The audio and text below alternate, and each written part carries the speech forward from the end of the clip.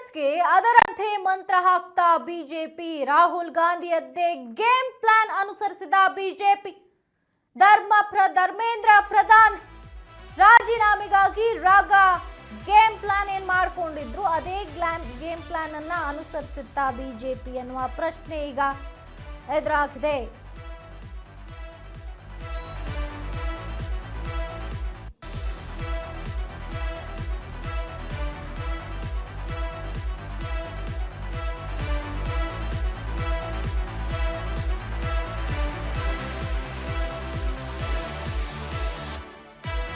ಕಾಂಗ್ರೆಸ್ಗೆ ಅದರದ್ದೇ ಮಂತ್ರ ಹಾಕ್ದ ಬಿಜೆಪಿ ಎನ್ನುವಂತ ಪ್ರಶ್ನೆ ಈಗ ಕಾಣಿಸ್ತಾ ಇರುವಂತದ್ದು. ಬಿಕಾಸ್ ರಾಹುಲ್ ಗಾಂಧಿಯದ್ದೇ ಗೇಮ್ ಪ್ಲಾನ್ ಅನ್ನ ಅನುಸರಿಸಿದೆ ಬಿಜೆಪಿ ಅಂತ. ಯಾಕಂತಂದ್ರೆ ಧರ್ಮೇಂದ್ರ ಪ್ರಧಾನ್ ರಾಜೀನಾಮೆಗಾಗಿ ರಾಗ ಇದೇ ಗೇಮ್ನ ಪ್ಲಾನ್ ಮಾಡಿದ್ರನ್ಸುತ್ತೆ. ಅಧಿವೇಶನ ನಡೆಯಲು ಬಿಡದೆ ರಾಜೀನಾಮೆಗೆ ಆಗ್ರಹಿಸಿದ್ದ ರಾಗ ಪಾರ್ಲಿಮೆಂಟ್ಗೆ ಪಾದಯಾತ್ರೆ ಪ್ಲಾನ್ ಮಾಡ್ಕೊಂಡಿದ್ರು. ಪ್ರಧಾನಿ ನಿವಾಸದ ಮುಂದೆ ಪ್ರತಿಭಟನೆಯನ್ನ ಮಾಡಿದ್ರು. ಪ್ರಧಾನ ರಾಜೀನಾಮೆಗಾಗಿ ನಾನಾ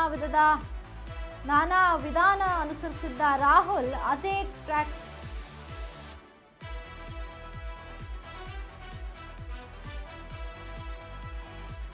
ರಾಜ್ಯದಲ್ಲಿ ತಿರುಮಂತ್ರ ಹಾಕಿದ ಬಿಜೆಪಿ. ಅದೇ ಟ್ರ್ಯಾಕ್ ನಲ್ಲಿ ಈಗ ಬಿಜೆಪಿ ತಿರುಮಂತ್ರವನ್ನ ಹಾಕಿರುವಂತದ್ದು.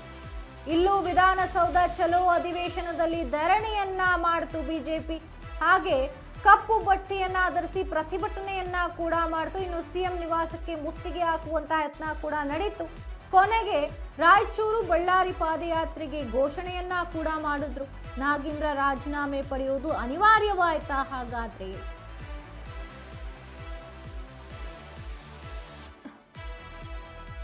ಬಿಜೆಪಿ ಪ್ಲಾನ್ಗೂ ಮುಂಚೆ ಇದಕ್ಕೂ ಮುಂಚೆನೆ ರಾಹುಲ್ ಗಾಂಧಿ ಈ ರೀತಿಯಾದ ಒಂದು ಗೇಮ್ ಪ್ಲಾನ್ ಅನ್ನ ಮಾಡಿದ್ರು ಅಂತ.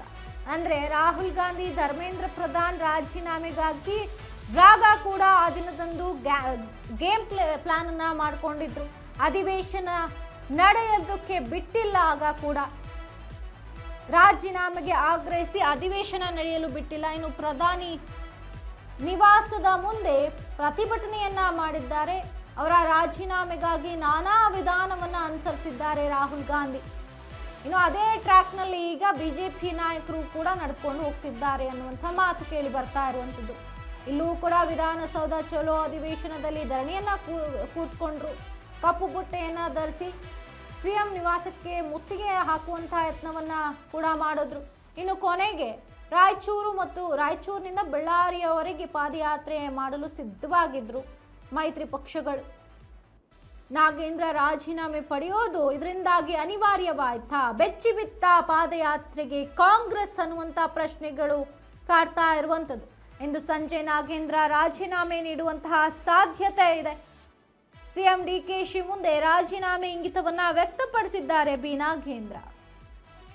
ಸಿದ್ದರಾಮಯ್ಯ ಆಡಳಿತ ಕಾಲದಲ್ಲೂ ಕೂಡ ಇದೇ ವಿಚಾರವಾಗಿ, ಇದೇ ಹಗರಣದ ಪ್ರಕಾರವಾಗಿ ವಿಚಾರ ಮುನ್ನೆಲೆಗೆ ಬಂದಂತಹ ಸಂದರ್ಭದಲ್ಲಿ ರಾಜೀನಾಮೆ ನೀಡಿ ಇಡಿ ಅಧಿಕಾರಿಗಳ ರೈಡ್ ಕೂಡ ಮಾಡಲಾಗಿತ್ತು. ನಂತರ ಅವರನ್ನ ಬಂಧನ ಕೂಡ ಮಾಡಲಾಗಿತ್ತು.